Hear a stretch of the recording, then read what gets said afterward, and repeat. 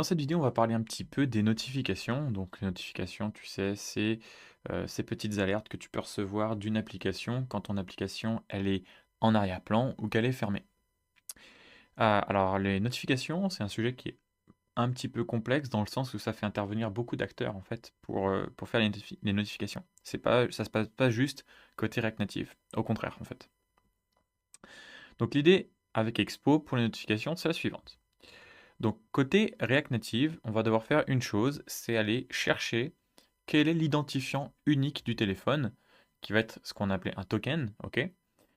Et ce token-là, on va devoir l'envoyer à notre backend. Ça veut dire qu'il faut un backend, ok? Ça, c'est déjà le premier truc.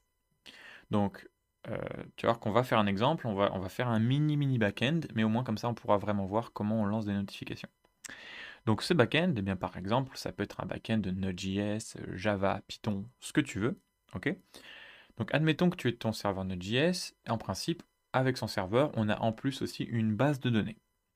Donc l'idée, c'est déjà que au démarrage de ton application, la première fois, ce token, tu vas l'envoyer à ton serveur, et ton serveur va demander à ta base de données d'aller le stocker. Donc il va être stocké voilà, dans ta base de données. Et puis, disons que au bout d'un mois, côté serveur, toi, tu as une règle qui dit, bah, tous les mois, j'envoie une notification à tous mes utilisateurs. Du coup, tu vas aller regarder bah, tous les tokens qui sont dans ta base de données et ton objectif, ça va être par exemple d'envoyer une notification à tous tes utilisateurs pour leur dire eh, voici la news du mois. Ok? Donc avec Expo, en fait, ce qui va se passer, c'est que côté serveur, toi, tu vas créer un espèce de petit message, ok, un petit objet qui va contenir toutes les informations de ta notification. Et tu vas les envoyer à Expo. Ok? Donc, par exemple, ce serait donc, vu que tu peux avoir plein d'utilisateurs, tu auras donc plein de notifications. Et notifications, ça va être un titre, des données et aussi l'information de à quel téléphone il faut l'envoyer, donc le token. Ok? Et donc, tu vas devoir communiquer avec Expo. Donc, ça, on va le faire en utilisant ce qu'on appelle un SDK. C'est une librairie qui a été créée par Expo qui nous permet de communiquer directement avec Expo. Ok? Et donc Expo, on va dire voilà, tiens, j'ai 14 notifications envoyées à tel utilisateur, tel utilisateur, tel utilisateur. Tu vas envoyer ton tableau de données comme ça. Expo, et c'est là qu'il est pratique, c'est qu'il va faire un travail grâce au token que tu as envoyé. Il va détecter si tu es sur iOS ou sur Android. Et en fonction de ça, il va aller communiquer avec un service qui s'occupe d'envoyer les notifications. Parce qu'il existe des services pour envoyer les notifications. Il y a par exemple Firebase côté Google, puisque c'est eux qui le gèrent, vu que en fait les notifications c'est lié au Google Play Service en arrière. Et tu en as un autre côté iOS dédié pour iOS, ok? Donc généralement dans une application React Native traditionnelle, ce serait à toi de faire le boulot de dire, ok là je suis sur Android, alors je vais me créer un compte chez Firebase, là je vais me créer un compte sur iOS, et selon si le token vient d'un iOS ou d'un Android, je vais l'envoyer au bon service. Il faudra que tu ailles faire une configuration sur, chez Google, une configuration chez un peu Apple, bref. Expo lui t'épargne un petit peu tout ça, il va s'occuper de faire le boulot, il va détecter en fonction de ton token si c'est Android ou si c'est iOS. Lui, il a déjà de son côté configuré une connexion avec un Firebase et avec APNS, voilà, le service pour envoyer les notifications côté iOS. Et du coup, une fois il va envoyer donc tes données à ces services selon si tu iOS ou Android. Et finalement, donc, c'est ces services de leur côté qui vont, quand ils ont reçu l'ordre d'Expo, eh bien, vont envoyer les fameuses notifications, le tableau de notifications, et donc vont pouvoir aller trouver tous les téléphones et leur envoyer tes notifs.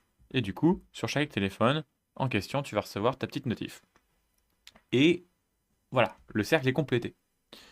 Alors bon, ça peut paraître un peu compliqué comme ça, mais déjà il faut se rendre compte que toute cette partie-là que tu vois ici, en réalité, eh bien ça t'est caché par Expo, et tu as juste besoin de communiquer avec Expo d'une façon très simple.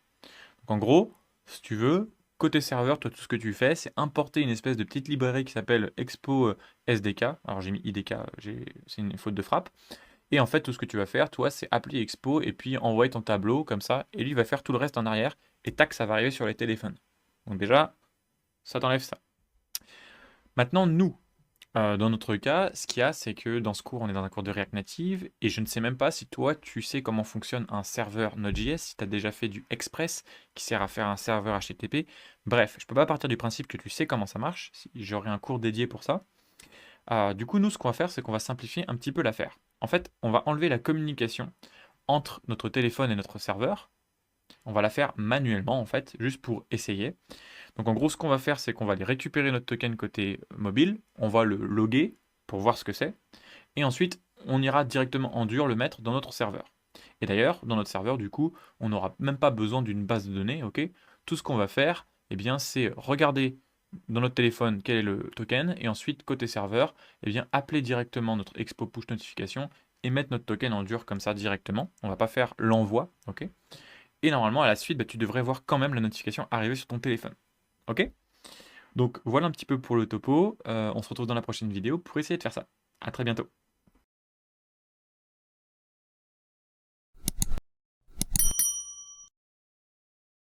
Alors dans cette vidéo, on va préparer la partie serveur pour nos notifications.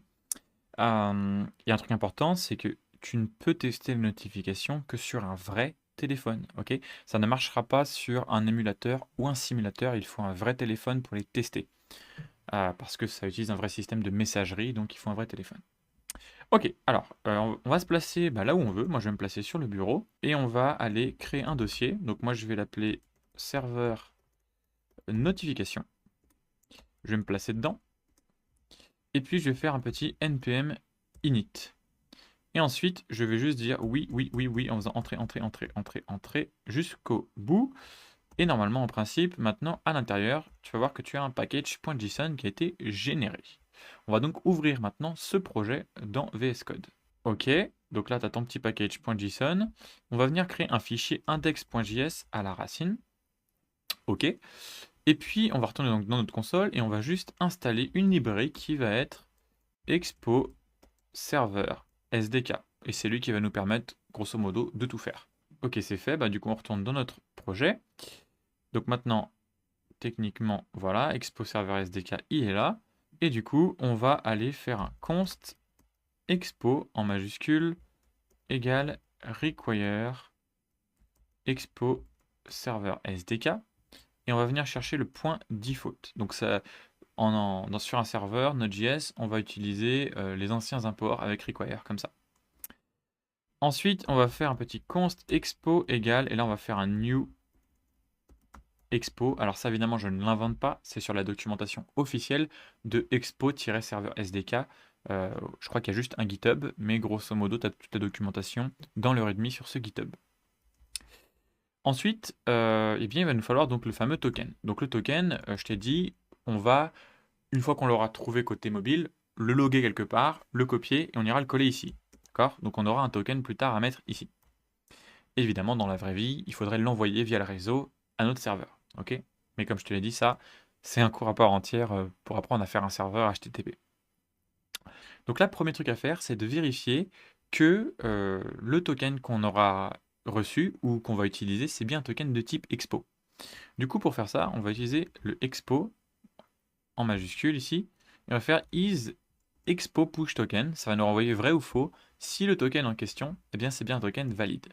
Du coup, nous, on va faire notre envoi de notification que si le token est valide, tout simplement.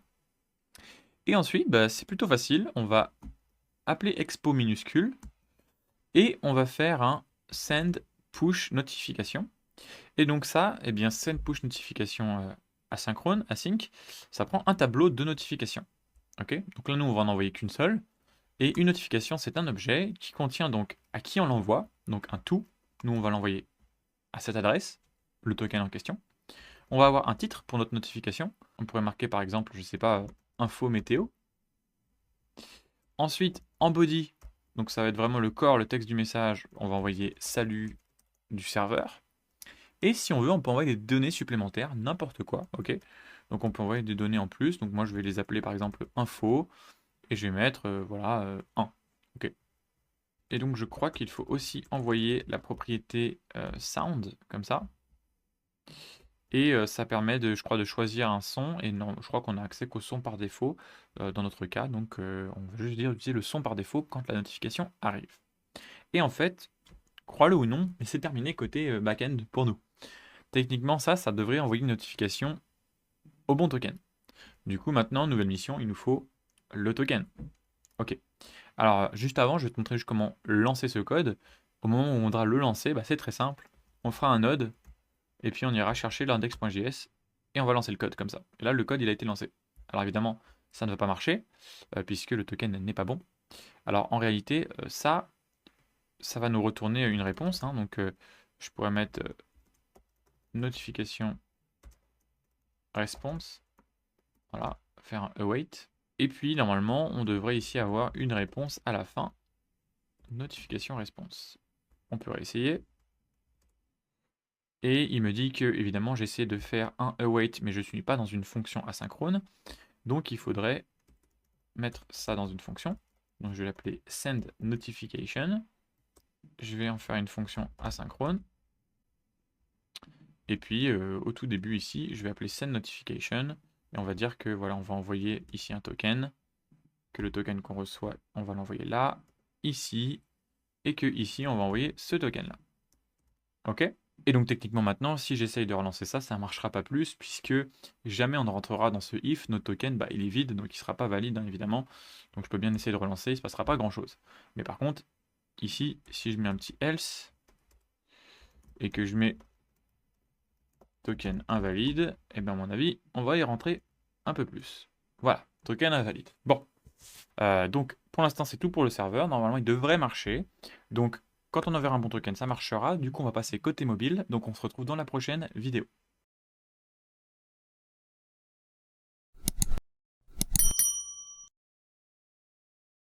Alors, dans cette vidéo, dans un premier temps, ce qu'on va essayer de faire, c'est de récupérer notre fameux token pour pouvoir recevoir des notifications.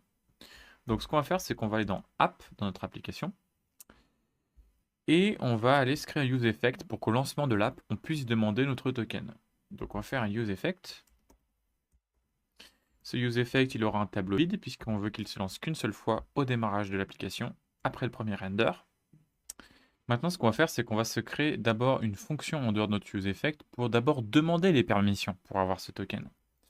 Donc, grosso modo, l'ensemble de la fonction, on va l'appeler subscribe to notifications. Ok, ça va être une fonction asynchrone. Donc là, je vais te copier-coller un gros bout de code que j'ai trouvé sur la documentation et ensuite on va en parler et l'expliquer. Bon alors ici, c'est pas la peine de trop se prendre la tête. En fait, si on va sur la documentation officielle, ils nous disent grosso modo, voici le code pour pouvoir recevoir un token de notification. Et donc ça s'occupe de faire les permis, de demander les permissions. Et ils te disent grosso modo, eh ben, copie-colle-le. Du coup, eh bien, c'est ce qu'on va faire. On va prendre tout ce code, et puis évidemment, je vais te l'expliquer. Donc, hop, on va se le coller dedans, et on va expliquer un petit peu ce qu'il fait. Et puis d'ailleurs, on n'a pas tout ce qu'il nous faut, parce que ils sont gentils, mais device, ici, il faut qu'on le récupère. Et donc, device, normalement, on l'a de Expo Device. Alors, je crois que Expo Device, on l'a directement. Si jamais tu l'as pas, il faudra peut-être faire un npm install de Expo Device. Ok? Donc, ici, qu'est-ce qu'ils font? Bah, ils vérifient déjà que tu es sur un vrai device et que tu n'es pas sur un émulateur. Si tu es sur un émulateur, ils t'envoient bouler en te disant non, pas possible. Ensuite, ils récupèrent les permissions sur les notifications. Ils regardent l'existing status. Donc, ils regardent si jamais tu n'avais pas le droit et que pour l'instant, tu n'as pas le droit aux notifications, il va faire une demande. Du coup, ici, il fait la demande pour avoir le droit de recevoir des notifications.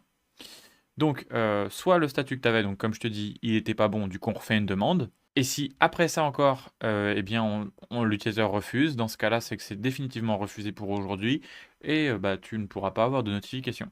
Sinon, eh bien c'est que oui, c'est OK, le final status, il est granted. Du coup, on va faire une demande de token ici en utilisant notification.getExpo token async et récupérer le point data. Et ça va nous donner un token. OK? Donc ensuite, eux, ils le stockent dans un state. Nous, on n'a pas besoin de faire ça. En plus, ils le font à l'ancienne. On fait plus comme ça. Et donc là, après, ils loguent le token. Ok. Donc l'idée, ce serait que nous, une fois qu'on a le fameux token de Expo, ici, si on le faisait vraiment comme on fait dans la vraie vie, eh bien, on ferait un envoi du token à notre serveur. Et en fait, bah, du coup, notre serveur, il nous inscrirait comme ça dans sa base de données. Et si plus tard, il a besoin de nous écrire, il peut. Et c'est lui qui le fait. Nous, on a dit qu'on allait le faire à la mano pour l'instant. Donc là, on va voir déjà si eh bien, on arrive à console loguer le fameux token. Et du coup, le subscribe notification, il faut qu'on s'assure bien, voilà, de bien l'avoir appelé au départ, ici. OK? Et tu vois que ici, après, en plus, Il y a un petit cas particulier pour Android. Alors d'ailleurs, on a besoin de plateforme ici, donc il faut qu'on l'importe de React Native. Alors, import from React Native, et il faut, hop, voilà, qu'on le récupère. Donc ça nous indiquer si c'est, on va avoir accès à l'OS pour savoir si on est sur Android ou iOS. Et donc, a priori, il faut rajouter ce petit morceau de code-là pour, sur Android, pouvoir avoir accès aux notifications. Et donc, on doit définir des petites propriétés, comme par exemple l'importance de la notification, le pattern de la vibration pour savoir comment ça vibre, la couleur, bref, plein de petites choses comme ça.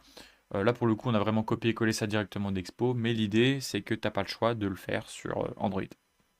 Techniquement, après avoir copié-collé ce beau bloc de code, tu devrais pouvoir lire ton token ici.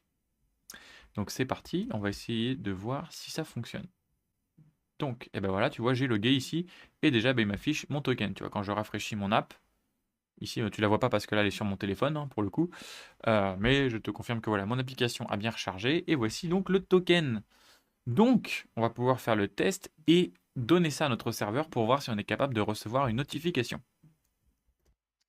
Donc là, j'ai réouvert le fichier de mon serveur et à la place du token ici, je vais aller copier le fameux token qu'on a pu loguer côté mobile. Je sauvegarde et en principe c'est bon, j'ai plus besoin de mon serveur. Donc ici maintenant, j'ai mon téléphone ici, l'application elle est donc en background pour l'instant et je vais lancer mon code et voilà, j'ai reçu ma notification et t'as entendu, je sais pas peut-être, que mon téléphone a sonné. J'ai donc bien reçu la notification et on a ici le message côté serveur qui prouve que voilà, c'est comme un ticket de reçu pour la notification, qu'elle a bien été envoyée. Ok, donc maintenant, une dernière chose, ce qui serait cool, c'est de pouvoir aller voir les données qu'il y a dans notre notification, puisque je te rappelle, on a envoyé un petit objet data avec des données dans la notification, donc on va aller voir comment les récupérer. Alors là, je suis revenu donc dans mon app, ok, et on va aller donc dans notre use effect ici pour se mettre en écoute sur nos notifications pour récupérer les données qu'on a envoyées qui sont, je te le rappelle, un petit objet avec marqué info et un string 1 dedans. Donc pour se mettre en écoute, on va utiliser notification et on va utiliser add notification response received listener. Il a un nom à coucher dehors celui-là. Et hop, on se met en écoute et on va pouvoir console loguer nos data. Et nos data, elles vont être dans response.notification.request.content et là ici tu as accès donc aux informations de ta notif, genre son titre, genre le texte qu'il y a au centre avec body, mais nous on veut la data. Voilà, et donc moi j'ai remarqué que vaut mieux que tu enlèves tous les autres console.log de ton appli parce que les console.log des notifs des fois ça déconne un peu, donc j'ai retiré les autres console.log, tu vois, je n'ai plus celui dans subscribe notification. Ok, je ne console.log plus le token.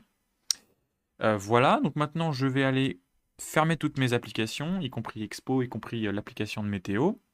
Et maintenant je vais retourner ici, lancer une notif qui apparemment a bien été émise. Elle est arrivée, je clique dessus et voilà, on la voit arriver. Donc là ce que tu vois c'est mes précédents logs, ok, j'avais déjà logué de mon côté. Mais là voilà, on voit que la donnée elle arrive bien, donc tu as accès aux données en cliquant sur ta notif. Voilà, bon ça fait un petit peu le tour pour les notifs, donc ça te donne une petite idée de comment émettre des notifications, comment les réceptionner. Évidemment, si tu voulais vraiment le faire de bout en bout, il te faudra aussi un serveur HTTP, mais ça c'est un peu plus gros, donc il faudrait vraiment voir comment ça fonctionne un serveur HTTP. Voilà, bon, en tout cas j'espère que ça donne une bonne idée de comment ça fonctionne, et puis je te retrouve dans une prochaine vidéo, à très bientôt.